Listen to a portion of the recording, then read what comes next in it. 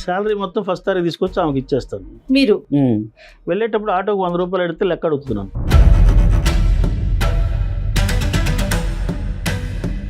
నేను ఆఫీస్కి వెళ్ళే లోపు తను బయటకు వెళ్ళిపోతుంది. పాప కూడా ఎన్నోసార్లు వేరే అపార్ట్మెంట్కి ఫ్లాట్కి వెళ్ళి వెతకడం, అసలు ఎక్కడుందో తెలియదు, 4 ఇంట్లో పెట్టి వెళ్తుంది.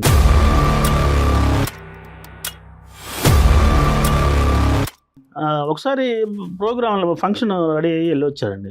వెళ్ళొచ్చేసరికి మొత్తం బాడీ అంతా స్మెల్ చేస్తుంది, వాసన చూస్తుంది బాడీ అంతా. ఏంటంటే మన నా జాగ్రత్తలో నేను ఉండాలిగా అంటూ.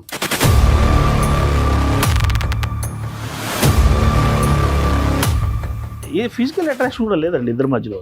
అడిగితే తను అంటుంది నా అందం పాడైపోతుంది.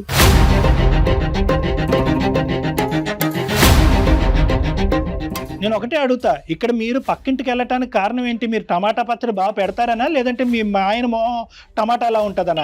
ఒకటండి, ఎవరైనా సాయం అడిగితే చేసి పెట్టడమే నాకు అలవాటు. ఆడదాని యొక్క అందం ఎలా తరిగిపోతుంది పెళ్ళయిన తర్వాత చెప్పండి. సంసారంలో ఆ విషయంలో నేను దూరంగా ఉన్నప్పుడే నా అందం నేను కాపాడుకోగలను. అమ్మ దేవుడా, ఇంక ఇతను నా కోరిక మర్చిపోవాలా? నా అందం నాకు ముఖ్యం. నేను అందంగా అందరిలోకి నేను అందగత్తాను కాబట్టి నా అందాన్ని నేను కాపాడుకోవాలనుకుంటున్నాను. తప్పేముంది?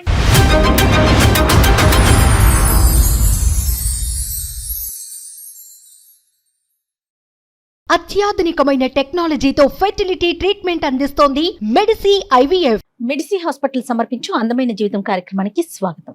నమస్తే కళ్యాణ్ గారు. నాగరాజు గారండి, వైఫ్ అండ్ హస్బెండ్ మధ్య ఇష్యూ వచ్చారండి. డైరెక్ట్ గా మాట్లాడటానికి రెడీగా కూడా ఉన్నారు. So invite చేసేద్దామండి. నాగరాజు గారు,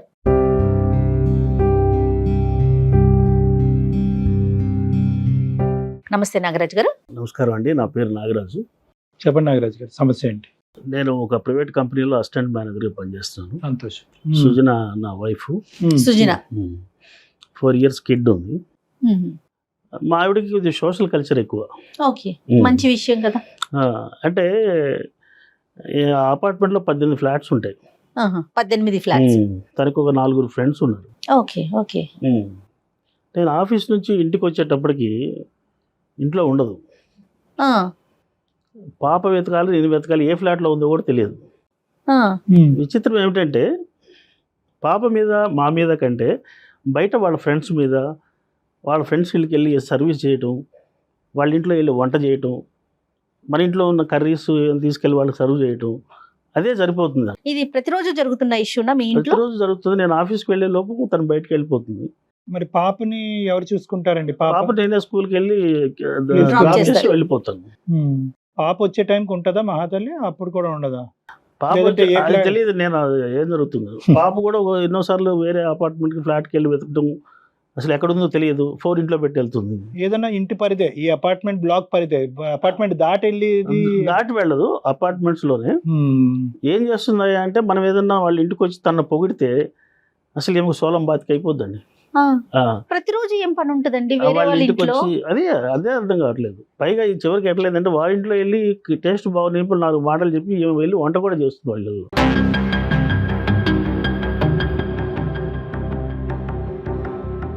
శాలరీ మొత్తం ఫస్ట్ తారీఖు తీసుకొచ్చి ఆమెకి ఇచ్చేస్తాను. మీరు వెళ్ళేటప్పుడు ఆటోకి 100 రూపాయలు అడిగితే లెక్క అడుగుతున్నాను.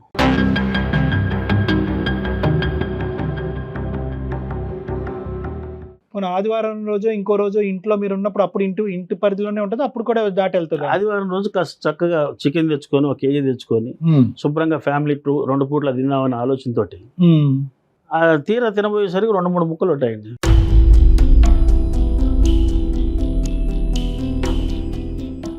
ఏంటని అడిగితే అవునండి, మనకు సొసైటీలో హోదా ఉండాలి. ఇలాంటివన్నీ చేసేటప్పుడు భర్త ఎందుకు, నీకు ఫ్యామిలీ ఎందుకు? ఎక్కడో ఏ పొలిటీషియన్, ఒక కార్పొరేటర్, వార్డు మెంబర్ అయితే బాగుంటుంది, లేదా ఉమెన్ ఎంపవర్మెంట్, మహిళా సంఘం, ఇలాంటివి చేసుకోవచ్చు కదా.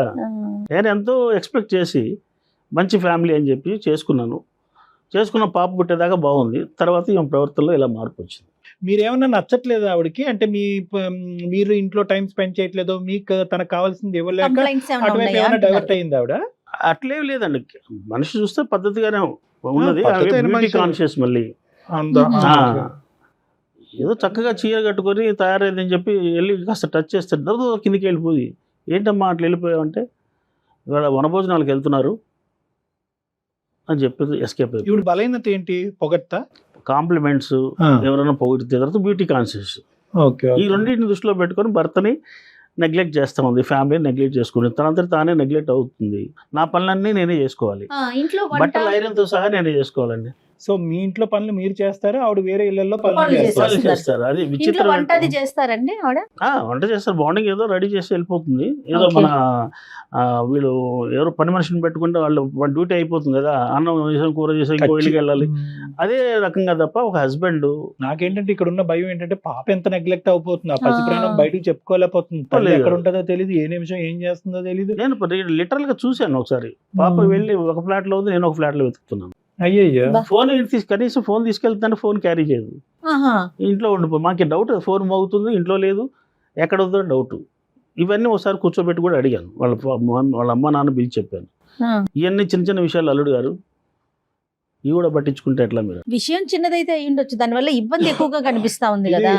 నాగరాజ్ గారు ఇంకా చాలా ఏంటి వెరైటీ అండి? ప్రాబ్లం. ఇదేంటి ఈ కళ్యాణ్ గారు ప్రాబ్లం అసలు? ఏంటంటే మీకు తప్ప లోకం మాకు కూడా అర్థం కావటం కష్టమే. ఏమయ్యా పని ఇది ఏమైనా చేస్తుంది? సైకలాజికల్ ఇష్యూ అనుకోవాలండి. అంటే తప్పుడు ఉద్దేశం లేదని అంటున్నారు కదా ఆవిడ. ఏంటంటే కేవలం సేవా దృక్పథం ఒకటి, ఇంకోటి ఏంటంటే పొగట్టుకి ఫ్లాట్ అయిపోతూ ఉంటది. అందం గురించి పొగిడినా, సేవా కార్యక్రమాల గురించి పొగిడినా కూడా ఫ్లాట్ అయిపోతూ ఉంటది. అదే ఆవిడకి మళ్ళీ ఎనర్జీ ఇంకా ఎక్కువ చేస్తూ ఉంటది, అంతే కదా మెయిన్ గా. వీళ్ళందరూ వాడుకుంటున్నట్టేనా? బ్రహ్మాండంగా అది వీళ్ళందరూ వాడుకుంటున్నాను తెలిస్తే కదా. అది వాళ్ళంతా ఏమైనా వాడుకుంటున్నారనే విషయం దానికి కాన్షియస్ లో లేదు. లేదండి, రేపొద్దున మీ ఇంట్లో ఏదైనా కడుపు నొప్పి, కాలు నొప్పి వస్తే ఎవరైనా వస్తారా ఈ బ్యాచ్? అదే నేను వాళ్ళందరూ రావాలని చెప్తే తనను నెగ్లెక్ట్ చేస్తూ నాకు వాళ్ళందరూ సర్వీస్ చేస్తే నాకు దాంట్లో సాటిస్ఫాక్షన్ ఉంటుంది. సరే. అదొక పైగా మళ్ళీ కొత్త మాటలు. వాళ్ళ చివరి నాకు ఫ్రెండ్ ఉన్నాడు, వాడికి కూడా కూర్చోబెట్టి గంటన్నర కూర్చోబెట్టి చెప్తే ఇవన్నీ మామూలేరా అని అంటున్నారు. ఇంకెవరికి చెప్పుకోవాలి నేను? మీ వరకు ఏమందా? మీరు ఏ టైంకి వచ్చినా, ఎక్కడికి వెళ్ళినా, ఎలా ఉన్నా కూడా మీ వరకు మిమ్మల్ని ఇబ్బంది పెట్టదుగా? ఇబ్బంది ఏం పెట్టదు, కానీ నేను కూడా అట్లా రానండి. నా టైమింగ్స్ లో నేను పక్కా ఇప్పుడు ఆవిడ participate లేక ఈయన లేక ఇబ్బంది కదా పాప ఉంది కళ్యాణ్ కదా. గారు. ఒకసారి ప్రోగ్రామ్ ఫంక్షన్ రెడీ అయ్యి వెళ్ళొచ్చారండి. వెళ్ళొచ్చేసరికి మొత్తం బాడీ అంతా స్మెల్ చేస్తుంది.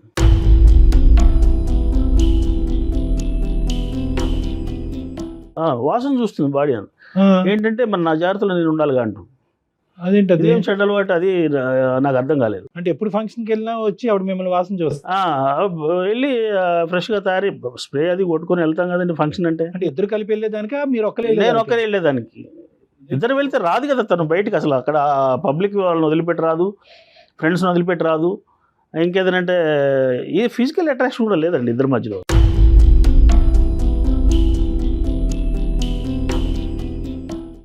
ఇంకా ఏం సమస్యలు ఉన్నాయి నాగరాజు గారు? అసలు మీ ఇద్దరి మధ్యన భార్య భర్తల దాంపత్య జీవితం ఏమన్నా ఉందా?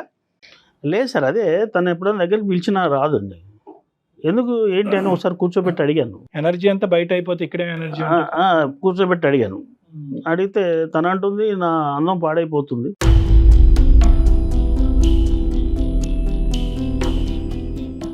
అందం పాడైపోతుంది? ఇదేదో కొత్త లెక్క.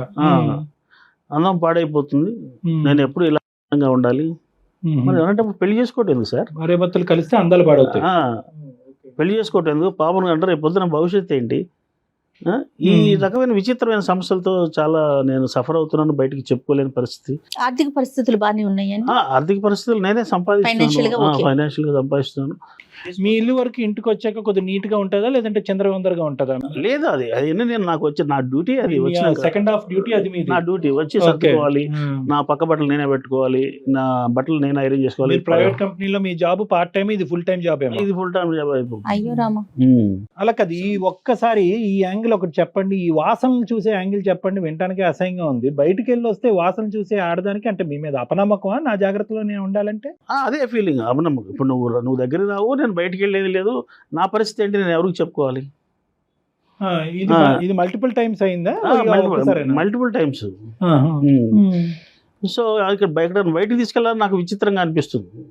ఎవరు? ఆవిడని తీసుకెళ్ళాను, అక్కడే ఎలా బిహేవ్ చేస్తుందని. ఇంట్లో విషయాలు బయటకు ఎవరికైనా ఫ్రెండ్స్కి చెప్పుకుందాం అంటే వాళ్ళు నమ్మేటట్లేరు. ఇవన్నీ చిన్న చిన్న విషయాలు, వీటి గురించి ఏం ఆలోచిస్తాం? అంతే కదా.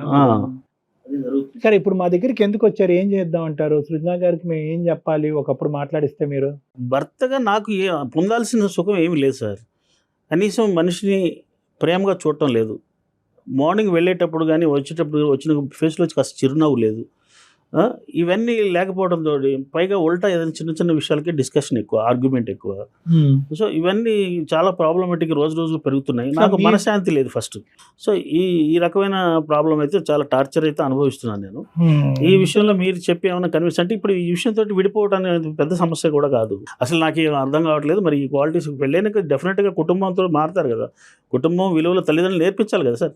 సరే ఒకసారి కలపండి, ఫోన్ ఉందా మాట్లాడుతుందా, ఉంది. ఒకసారి చెయ్యండి. అంటే హిస్ట్రియానిక్ పర్సనాలిటీస్ అని కొన్ని ఉంటాయి మేడం. అంటే ఎలా అంటే నార్సిస్టిక్ అండ్ హిస్ట్రియానిక్ పర్సనాలిటీస్, వీళ్ళకి ఏంటంటే పొగడ్తలు అనేది ఒక శక్తి, ఎనర్జీ. ఎక్కడ పొగడ్త వస్తాయి కనుక మరి ఆవిడ కంప్లైంట్లు ఇతను పొగట్లేదు అనేది వస్తుందా, ఇతను అప్రిషియేట్ అందాన్ని. మేబీ. హలో సుజన, ఎక్కడున్నావు? నేనా పక్కన దేవి గారి ఇంటికి వచ్చాను. చెప్పండి. కాదు, ఇప్పుడు అక్కడేం చేస్తున్నావు? నేను ఇక్కడ అందమైన జీవితం ప్రోగ్రామ్కి వచ్చాను. అక్కడ మన డాక్టర్ గారు ఉన్నారు, ఒకసారి వారు మాట్లాడతారట. అక్కడికి వెళ్ళారు? వెళ్ళాను, ప్రాబ్లం ఉంది, వెళ్ళాను. సరే ఒకసారి మాట్లాడతారట. సృజన గారు నమస్తే అమ్మా, డాక్టర్ కళ్యాణ్ చక్రవర్తి. సార్ నమస్తే, చెప్పండి. అంటే మేము ఇలా సడన్ గా సర్ప్రైజ్ చేయడంతో మీరు కూడా కొద్దిగా ఇబ్బందిగా ఉన్నారు. ప్లస్ ఏంటంటే వాళ్ళ ఇంట్లో ఏదో డిస్ట్రిబ్యూషన్కి వెళ్ళినట్టున్నారు మీరు. అతను ఏమంటారు అంటే కనుక, సార్ నేను ఎప్పుడు వచ్చినా ఆవిడ ఇంట్లో అవైలబిలిటీ ఉండదు, ఇంట్లో ఆవిడ యొక్క అవసరం ఏంటి అనేది, ఆవిడ బాధ్యత ఏంటి అనేది ఆవిడకి అర్థం కావట్లేదు, నేను వచ్చినప్పుడు ఉండకపోవటం అనేది పక్కన పెట్టండి, స్కూల్ నుంచి వచ్చే పాప కూడా అమ్మ ఎక్కడ ఉంది అని చెప్పి ప్రతి ఇంటికి వెళ్ళి కాలింగ్ బెల్ కొట్టి మా అమ్మ ఉందా అనేటటువంటి పరిస్థితిలో ఉంది.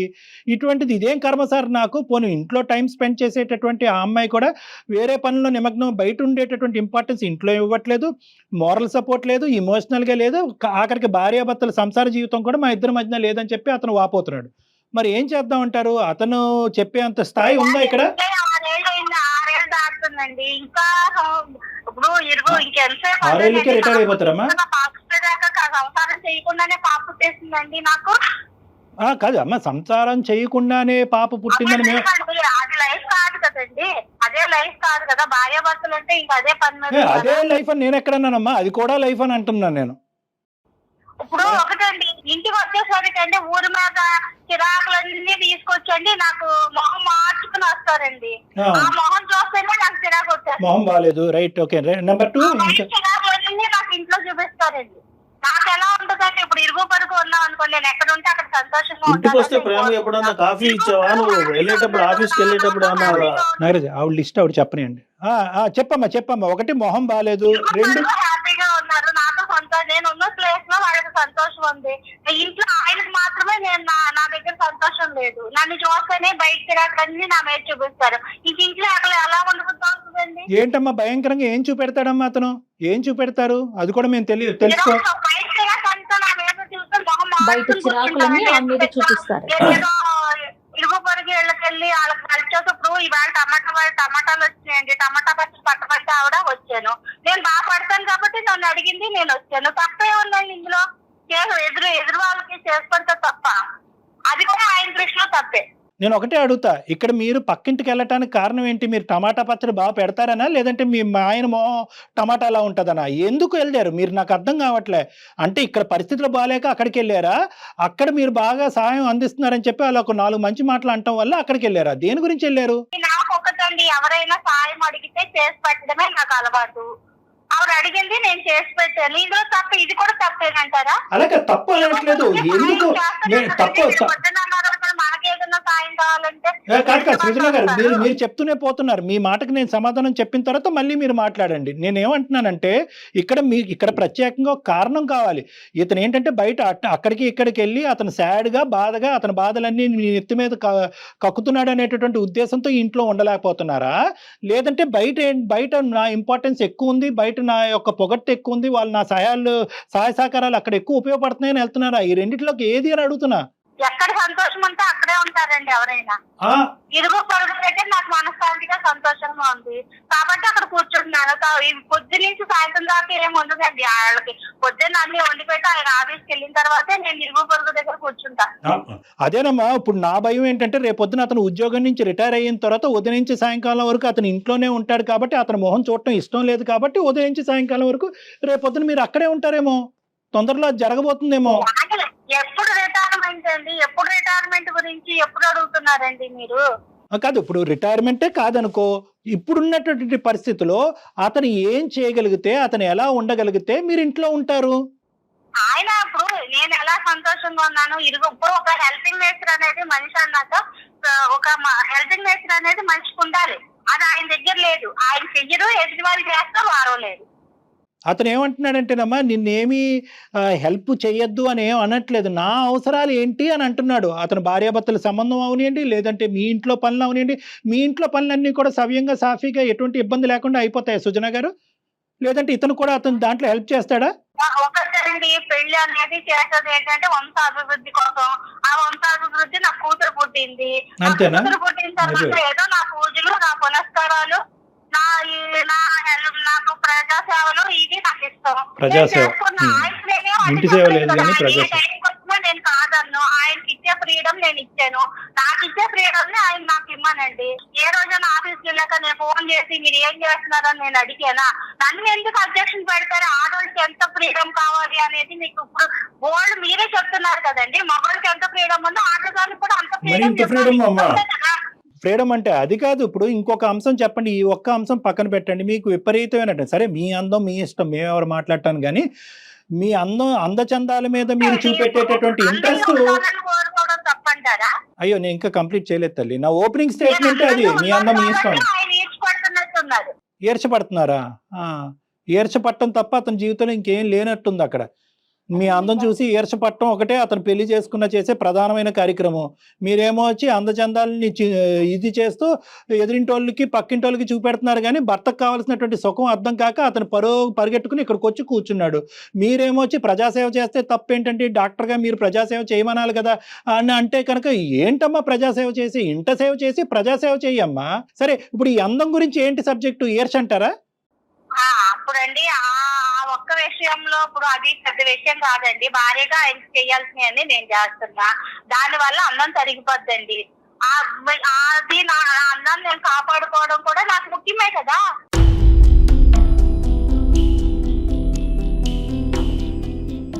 ఆడదాని యొక్క అందం ఎలా తరిగిపోతుంది పెళ్ళయిన తర్వాత చెప్పండి?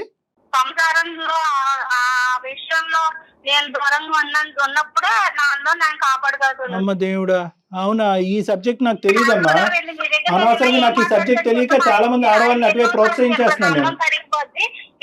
మీకు ఒక అమ్మాయిని కనిచ్చాను, అంతవరకే చాలు, మీకు అన్ని వండి పెడుతున్నాను, భారీగా నేను చేయాల్సినవన్నీ చేస్తున్నాను. అమ్మా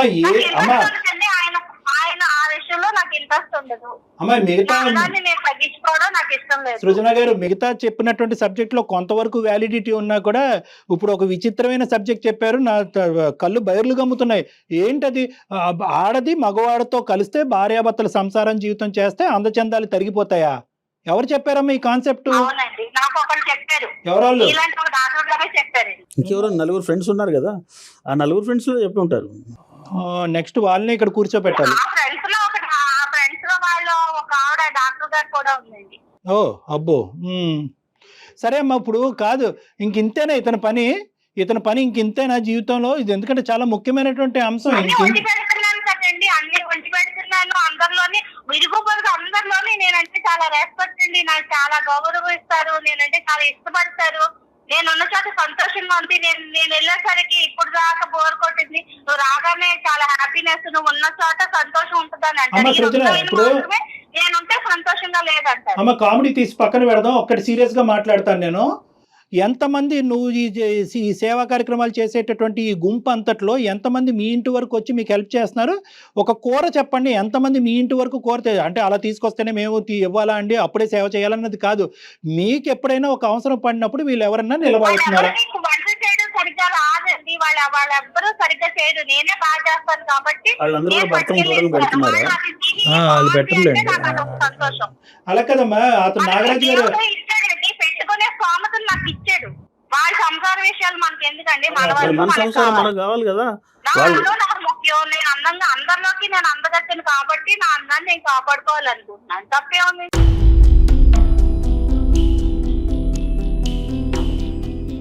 ఇక మీకు వండి పెట్టడం, మీ ఇంట్లో కూర్చోవడం, మీతోనే ఉండడం, మీకు టైం అన్ని అందివ్వడం, ఇదే నా భార్య.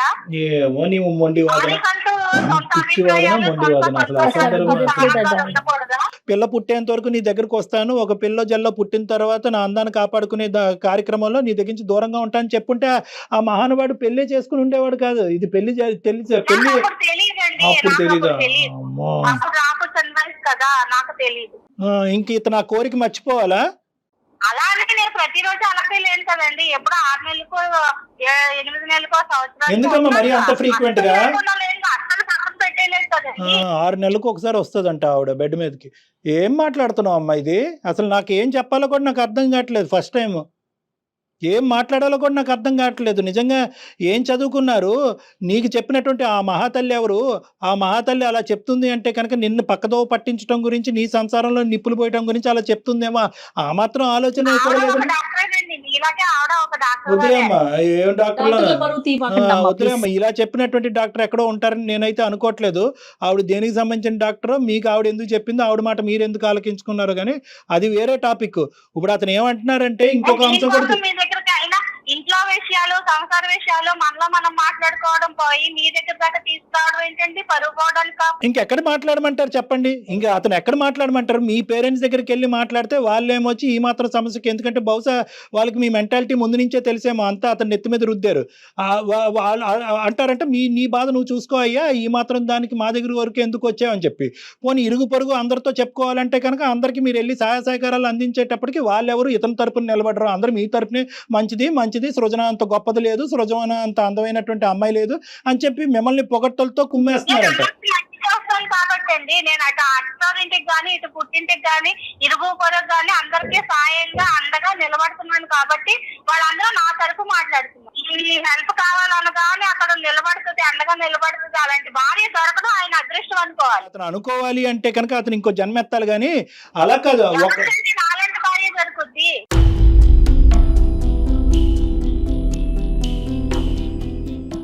ఇప్పుడు ముందు భర్త కూతురు యొక్క పరిస్థితి ఏంటి అదొక్కటి నాకు చెప్పండి. వాళ్ళిద్దరు హ్యాపీగా లేరు. ఆయనకి ఇంట్లోనే హ్యాపీగా ఉండదు, నన్ను చూస్తేనే సంతోషంగా ఉండదు. ఆయనకి సంతోషంగా ఉంటప్పుడు మేమిద్దరం మాట్లాడుకో నాకే చెప్తారు కదా, మీ దాకా ఎందుకు వస్తారు? అందరికీ నచ్చింది కానీ ఆయనకు మాత్రం ఎందుకు నచ్చట్లేదు? చెప్తే కదా నువ్వు అన్నావు, నా అందం తగ్గిపోతుంది అన్నావు కదా, చెప్తేనే కదా నువ్వు అన్నది, నా బ్యూటీ తగ్గిపోతుంది, అందం తగ్గిపోతుందని నువ్వు అనబట్టే కదా కూర్చోబెట్టి. ఎన్నిసార్లు చెప్పలేదు నీతోటి? సినిమాల్లో చేయమని ఎవరు చెప్పలేదా? మరి మీరు చాలా అందంగా ఉంటారంట కదా. నేను చాలా అందంగా ఉంటానని ఇప్పుడు మీకు చెప్తున్నారు. ఆయన కనీసం ఒక్క రోజు అండి అంటే ఆడదానికండి ఒక 3 మల్లెపూలు తీసుకొస్తేనే సంతోషపడుతుందండి. ఏ రోజైనా ఆయన చేత మల్లెపూలు తీసుకొస్తారు అడగండి మీరు? ఏ రోజు ఏ టైంకి వచ్చినా నేను అడగలేదండి. ఒక ఫస్ట్ పాయింట్.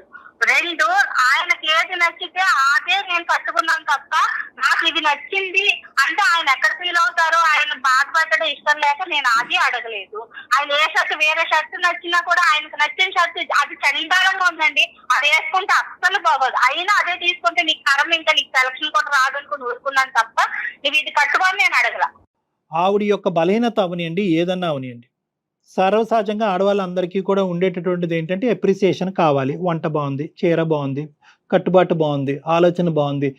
ఇది ఎప్పుడైనా వచ్చిందా? ఈ యాంగిల్ ఎప్పుడైనా మీరు ఈ విధంగా మీ భార్యని అప్రిషియేట్ చేయాలనే ఆలోచన మీకు అది ఇక్కడ దొరకపోవటం వల్లే ఆవిడ అందరి ఇళ్ళకి చేతిలో పెడితే అప్రిషియేషన్ డబ్బులు కాదు.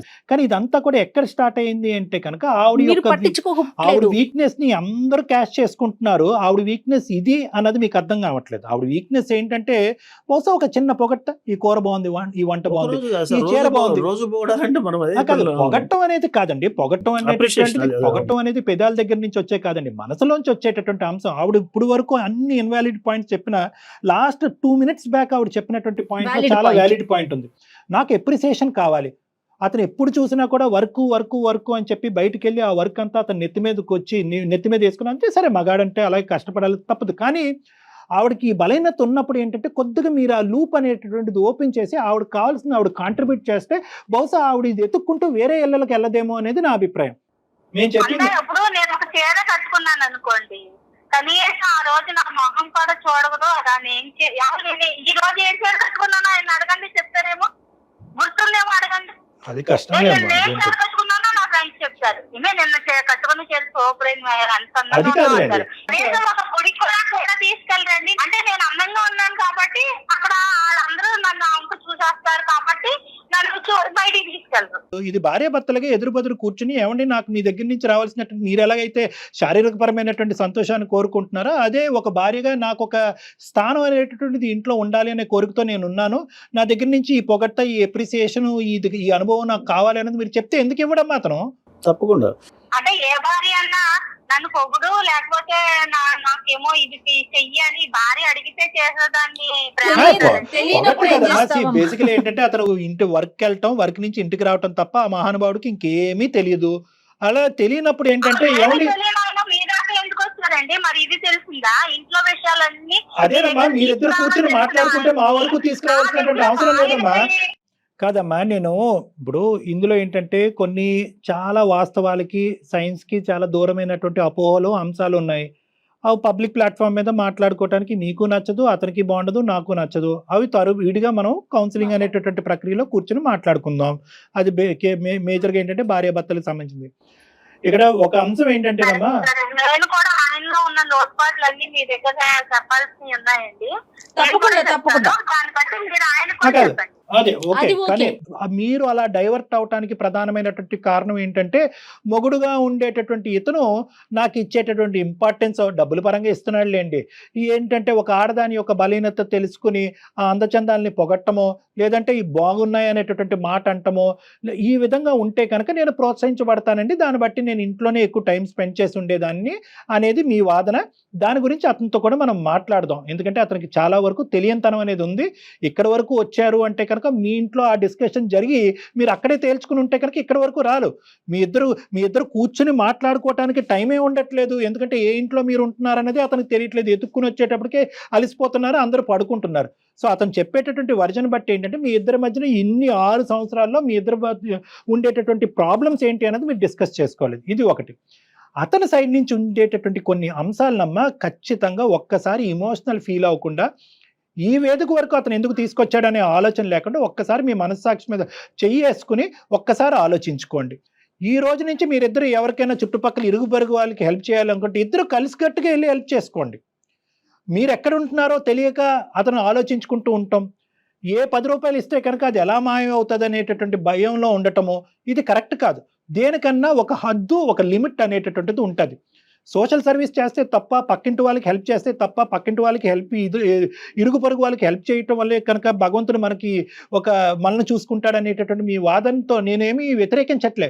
కానీ దానికి కూడా ఒక హద్దు ఉంటుంది, ఒక లిమిట్ ఉంటుంది, ఒక బ్యాలెన్స్ అనేది చాలా ఇంపార్టెంట్. సో నేనేమంటున్నానంటే ఈ రోజు నుంచి మీరు తడిగొట్ట కట్టుకుని అవన్నీ ఆపేసేయండి, చుట్టుపక్కల ఇరుగు పొరుగులు ఉండేటటువంటి వాళ్ళందరితో తెగదెంపులు చేసేసుకోండి అని నేను అనట్లేదు.